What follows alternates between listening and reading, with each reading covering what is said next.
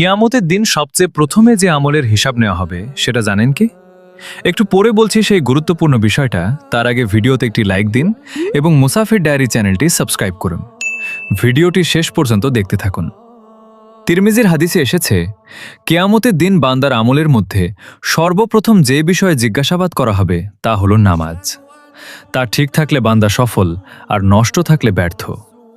বুখারী ও মুসলিমের হাদিসে রাসূলুল্লাহ সাল্লাল্লাহু আলাইহি ওয়াসাল্লাম বলেছেন, তোমাদের কারো ঘরের সামনে যদি একটি নদী থাকে আর সেদিনে 5 বার তাতে গোসল করে, তার শরীরে কি কোনো ময়লা থাকবে?